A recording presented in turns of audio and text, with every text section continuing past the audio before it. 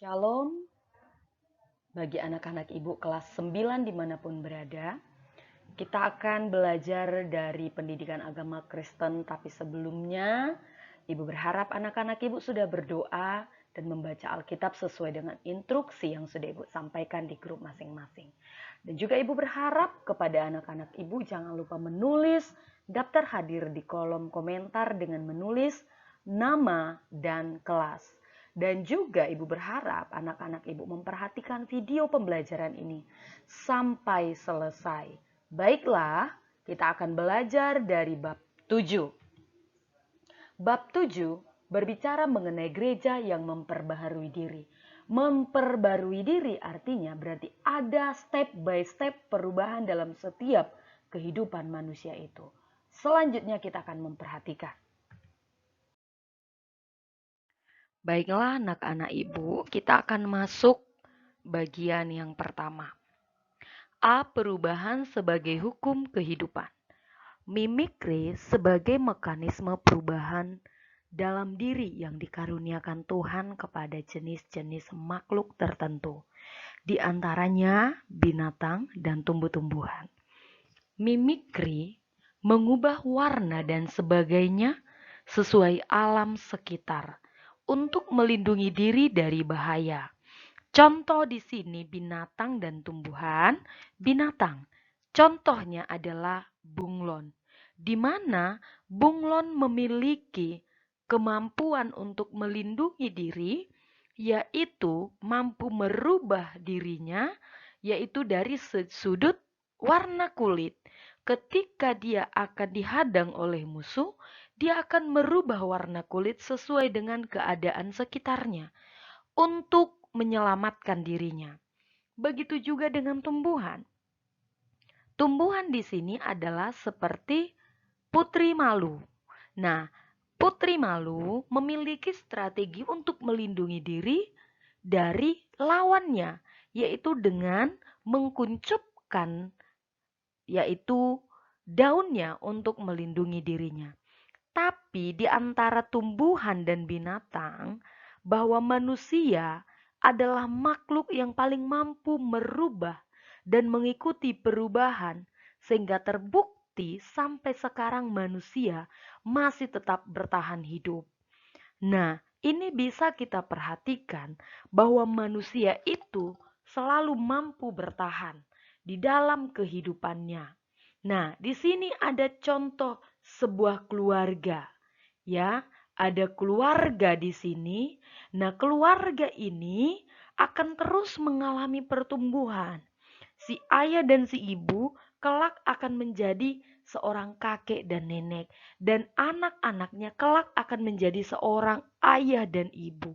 Artinya, manusia selalu mengalami suatu perubahan hidupnya, baik susah dan sedih. Apapun yang dialami, manusia itu memiliki strategi untuk tetap mempertahankan hidupnya. Terlebih pada situasi sekarang ini, masa pandemi, manusia itu memiliki strategi untuk bertahan dalam kehidupannya sampai sekarang ini.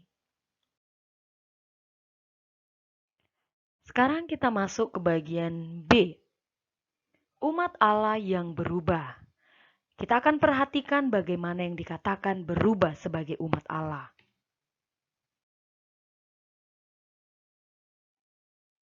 Bagian yang pertama, pembaruan umat Allah.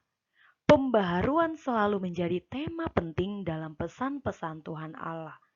Terutama pertama kali kita lihat dalam perjanjian lama kepada umat Allah dari Yosua 24 ayat 14 sampai 15. Bila diperhatikan, bentuk di sini mengikat janji adalah keputusan yang disampaikan oleh Yosua kepada bangsa Israel untuk memilih kepada siapa mereka beribadah.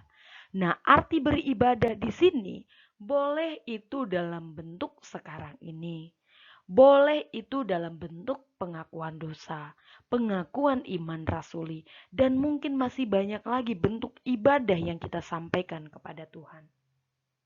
Inilah yang dikatakan sebagai pembaharuan umat Allah, yang tadinya tidak menyembah kepada Allah, menjadi menyembah kepada Allah. Sekarang kita masuk ke bagian yang kedua. Dua, gereja sebagai umat Allah yang baru.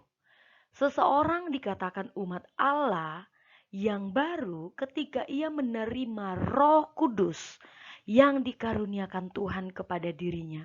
Dan hasil yang ia lakukan dari pencurahan roh itu ialah kehendak Allah. Contoh di sini yaitu dari Kisah Para Rasul, bagaimana di sini kisahnya yaitu seorang hamba Tuhan yaitu Petrus. Dia di sini menyampaikan kepada orang-orang di sekitarnya apa yang dia alami ketika Tuhan bersama dia melalui pertolongan Roh Kudus. Nah, di sini di ayat 17, tetapi Petrus memberi isyarat dengan tangannya supaya mereka diam. Lalu ia menceritakan bagaimana Tuhan menuntunnya keluar dari penjara. Nah, ini yang dia sampaikan. Dia sampaikan bagaimana Roh Kudus memelihara kehidupannya. Dan yang dia lakukan adalah kehendak Tuhan, yaitu menyampaikan kebenaran firman Tuhan.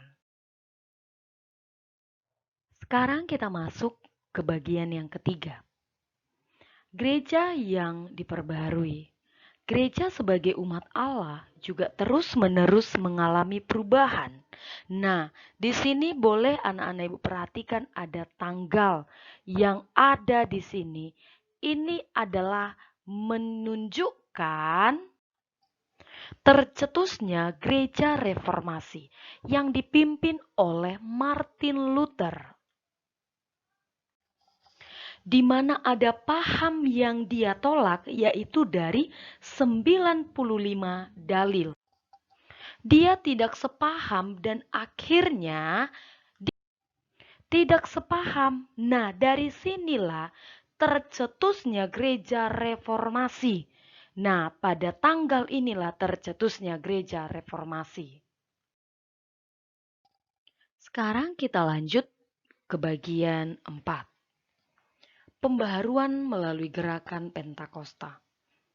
Gerakan Pentakosta yang melahirkan gereja-gereja Pentakosta dan karismatik muncul di Amerika Serikat tahun 1901. Gerakan ini muncul dari kelompok Metodis. Gereja ini menekankan karunia-karunia Roh Kudus. Dan pada awalnya seorang pendeta tidak perlu mendapatkan pendidikan teologi. Nah, inilah yang mencerminkan suatu hal perubahan. Yang dulunya seorang pendeta tidak perlu memperoleh pendidikan teologi, tapi pada sekarang ini seorang pendeta harus memperoleh pendidikan teologi. Nah, inilah yang dikatakan suatu perubahan menuju suatu hal yang lebih baik demi kemuliaan bagi nama Tuhan. Perubahan-perubahan seperti inilah yang Tuhan rindukan, yaitu untuk semakin memperluas, semakin memahami kebenaran firman Tuhan melalui pendidikan yang diterima oleh setiap siapapun yang ingin melayani, terkhusus pada pembahasan yang kita bahas yaitu gereja Pentakosta. Selanjutnya kita akan memperhatikan yang terakhir. 5. Gereja yang terus memperbaharui diri. Gereja haruslah mampu memperbaharui diri dengan menatap ke depan dan menghadapi masalah-masalah yang akan datang dengan sungguh-sungguh sambil memohon berkat dan pimpinan Tuhan. Artinya di sini gereja itu harus mengalami suatu perubahan untuk lebih baik. Ketika ada suatu hal masalah, itu bukan untuk menyurutkan setiap anggota jemaat tidak berkembang, tetapi harus memiliki strategi untuk menghadapi situasi itu dan menjadikan itu sebagai motivasi untuk maju dan untuk menyampaikan kebenaran firman Tuhan. Perubahan-perubahan yang seperti inilah yang Tuhan rindukan, supaya manusia itu memiliki hubungan dekat dengan Tuhan, dan supaya orang-orang yang dijangkau semakin mengenal Tuhan. Nah, sekarang perhatikan yang menjadi evaluasi. Bagian yang pertama, kerjakanlah buku Bos halaman 95 bagian F, yaitu nomor 1 dan nomor 2. Jadi dilihat yang dikerjakan dari bagian F 1 dan 2. Nomor 2, bacalah Yosua 24 ayat 14 sampai 15. Perubahan apakah yang diharapkan Yosua yang harus dilakukan bangsa Israel kepada Tuhan? Nah, hanya menyebutkan ini, satu pun tidak menjadi masalah. Pokoknya apa yang menjadi topik yang diharapkan Yosua, yang harus ditunjukkan bangsa Israel kepada Tuhan.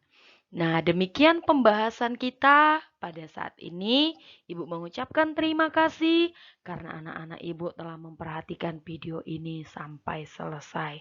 Tetap jaga kesehatanmu. Tuhan Yesus memberkati.